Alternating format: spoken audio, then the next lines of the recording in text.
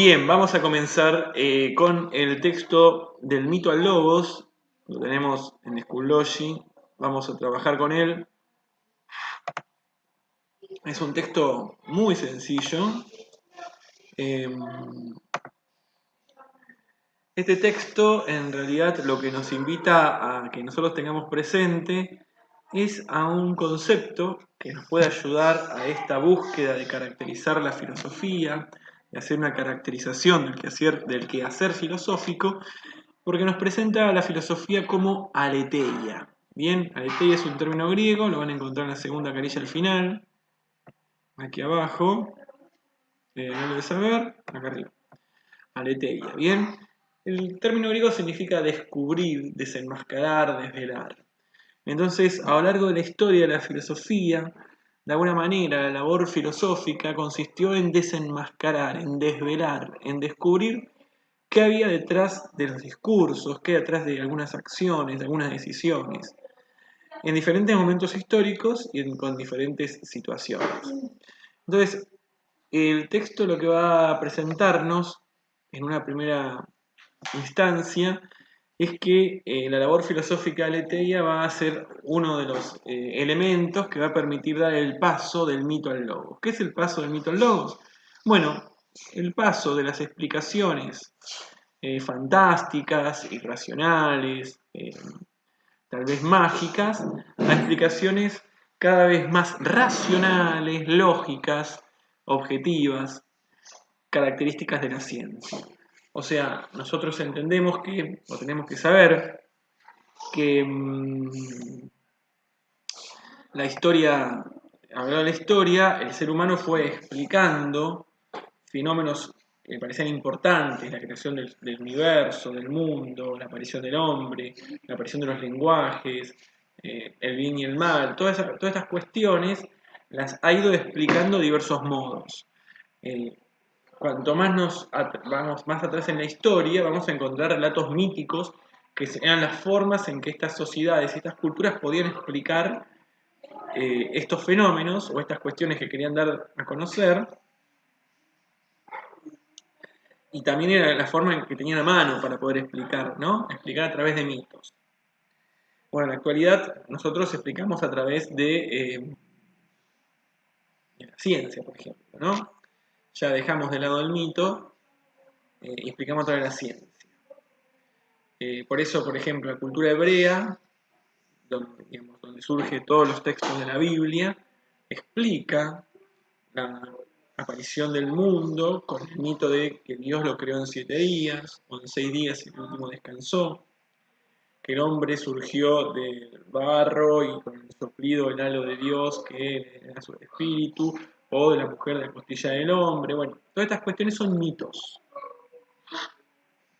La Biblia está llena de mitos, además de intentar narrar algunas experiencias históricas, está llena de mitos que intentan dos cosas: explicar un poco a la cultura hebrea de ese entonces, se explica la cultura cómo van surgiendo algunas cosas, intentando dar respuesta a algunas cuestiones que van apareciendo, y a su vez también con los mitos, la cultura hebrea en la Biblia o en estos textos intenta cómo dar modelos de actuación, cómo se debe comportar el pueblo, qué es lo bueno y lo malo.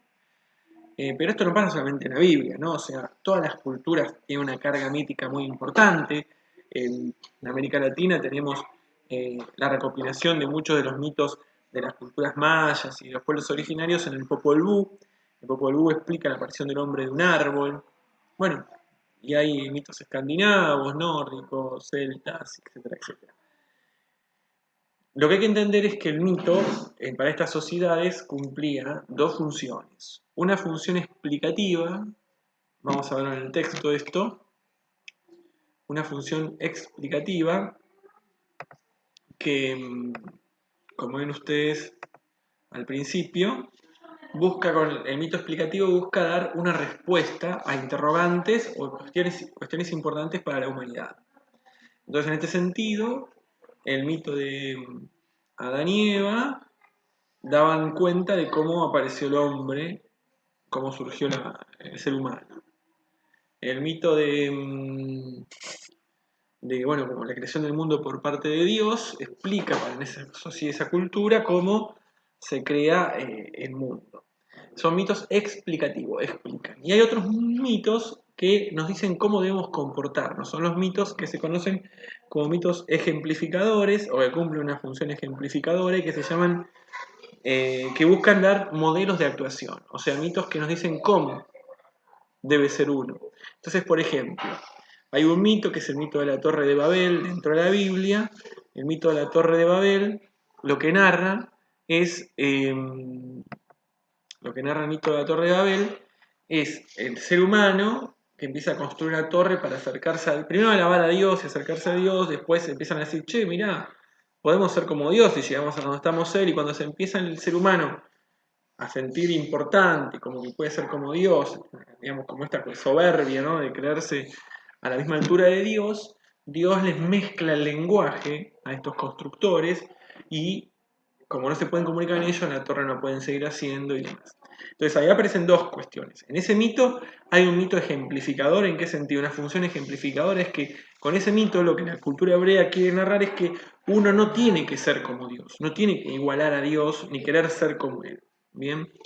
Y por otro lado hay una función explicativa. ¿Qué explica ese mito? ¿Cómo surgieron los lenguajes en el mundo? Bien, entonces con ese mito la cultura hebrea explicaba estas dos cuestiones.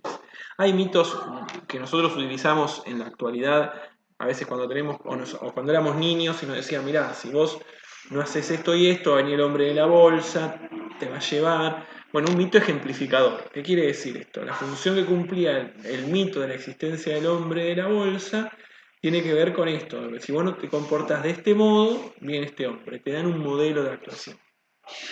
Bueno, el texto entonces arranca por ese lado explicando esto. ¿Por qué? Porque la filosofía de a poco va cumpliendo esa función aletheia, de desvelar, descubrir, y cómo va a ir de alguna manera desvelando y diciendo, bueno, esto es muy mítico, podemos encontrar otras explicaciones, y ese proceso va a dar como origen la aparición de la ciencia.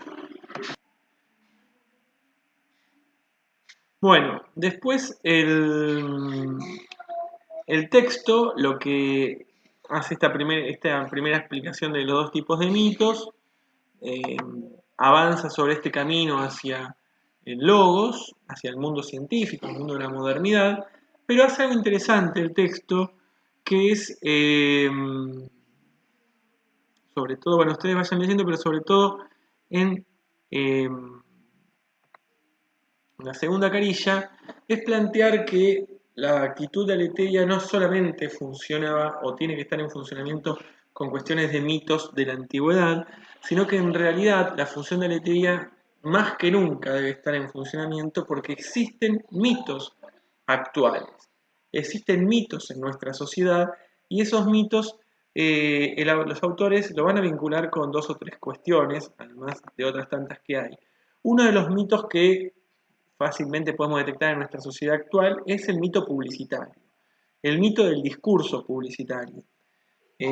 Nosotros nos encontramos ante publicidades que nos venden un mundo que muy difícilmente exista y una eficiencia y eficacia de los productos que realmente sabemos que no es tal. Y sin embargo nosotros, si no tenemos esta capacidad de decir, bueno, pero me están vendiendo esto, me lo venden, me lo están filmando, está todo arreglado, preparado para que funcione y yo lo quiera comprar, apelan a mi emotividad, pero yo tengo la capacidad de desvelar, de decir, bueno, está bien, muy lindo esto, pero no es real. Si no tenemos esa actitud, nosotros seguimos viviendo dentro del mundo de los mitos. Si yo sigo creyendo que ese dentífrico me va a curar de tal manera, si asepsia me va a sacar los granos poniéndome un plástico en la cabeza, si tal líquido va a limpiar el piso y va a sacar los cosos, y que los microbios son unos bichos que tienen ojo, y dice, ahí viene, porque solamente viendo el aparato de raíz el mosquito se va a tomar en el buque, obviamente estamos teniendo la misma forma de entender el mundo que lo tenían en la antigüedad. Seguimos viviendo en el mundo mítico. Por eso, la aletheia se convierte en una cuestión actual, por ejemplo, con los mitos publicitarios, el discurso publicitario. Otro mito muy común en la actualidad, que hacen mucho uso los medios de comunicación, que construyen relatos míticos, porque recuerden que los medios de comunicación construyen una mirada de la realidad que tiene que ver con el poder hegemónico que poseen estos medios, ¿no? Si el medio responde a ciertos intereses, nos van a querer hacer ver una realidad que a veces no es la realidad total o tal cual es, ¿no? Si uno ve lo que plantea La Nación y Clarín, lo que pasa en Argentina en este momento, y lo que uno ve después, página 12, para ver, ve dos países distintos, o sea, es esquizofrénico, o sea, ¿no? ¿Dónde estamos parados? ¿Acá o acá? Bueno, entonces los medios construyen una realidad. Ahora, de esa realidad la construyen con un discurso mítico que es la opinión pública, ¿no? Esta cosa dice, la gente está diciendo, la gente está enojada, las encuestas. Ahora, cuando uno analiza y tiene esta capacidad de aleteia y de, bueno, y a ver las encuestas, ¿cuál es la fuente de la encuesta? ¿Dónde la hicieron? ¿Cuánta gente se encuestó? Descubre que encuestaron 50 personas, todos así del barrio que tenían al costado, y con eso proyectan una realidad en Argentina. Bueno, te das cuenta que es un mito, ¿no? Las encuestas, la opinión pública es un discurso mítico de los medios de comunicación. Ahora, cuando muchas veces escuchamos frases, no, pero mirá que hay una encuesta que dice que tal cosa, bueno, estamos cayendo de vuelta en la misma interpretación del mundo que tenían en la antigüedad otras culturas, ¿no? O sea, eh, pensar en Adán y Eva como una explicación racional y verdadera de cómo surgió el ser humano es lo mismo que creerle a estas encuestas, básicamente, ¿no? O sea, los dos son mitos. Otra cuestión que plantea como mito, y esto es muy interesante, es el tema del discurso científico, porque muchas veces lo que vemos son dos cosas con el discurso científico. Uno, que para justificar cualquier cosa se utiliza que esto la ciencia lo dice. Con cosas como esa caemos de vuelta en discursos míticos. La ciencia lo dice. ¿Dónde está la ciencia? ¿Qué es la ciencia? Por otro lado, también tenemos que entender que la ciencia avanza en aquellas cosas que le interesa al que pone la plata en la ciencia. Por eso la ciencia en la actualidad tiene más inversión en investigar productos de cosmética, ¿no? Crema anti-age y de estética, que en encontrar cura a ciertas enfermedades. O sea, hay más inversión real, ¿no?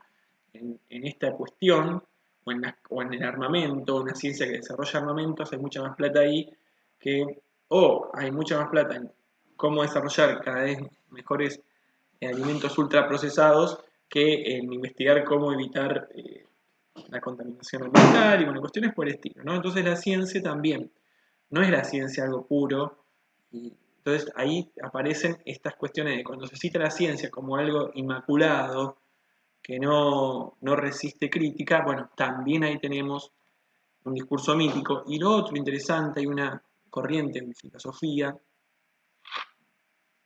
que se llama la Escuela de Frankfurt, que lo que plantea es que la ilustración, que es el movimiento moderno que va a traer en el siglo XVI, XVII, todos estos avances del ser humano como centro del universo, que va a empezar a descubrir el mundo, que va a empezar a conquistar el mundo y que va a empezar a desarrollar la ciencia, este movimiento ilustrado venía a romper con los mitos, ¿no? Con los mitos de la antigüedad.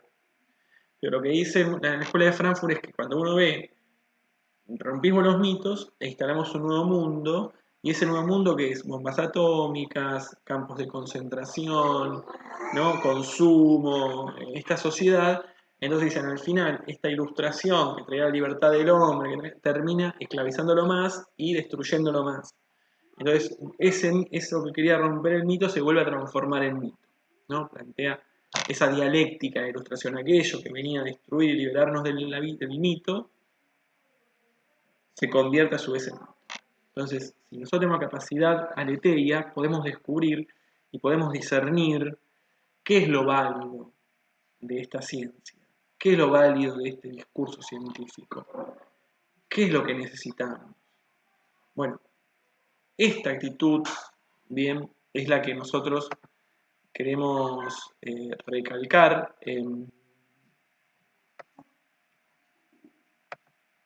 A ver si está grabando esto, sí, ahí está. Esta actitud de aleteia es la que queremos recalcar, ¿no? Este texto nos trae este elemento, nos plantea una actitud que caracteriza el quehacer filosófico, que es la de desenmascarar, desvelar, descubrir la aleteia. Bueno, así que un texto de lectura rápida, bien, ningún inconveniente para leerlo, donde queremos obtener y tener presente estas ideas que estamos remarcando.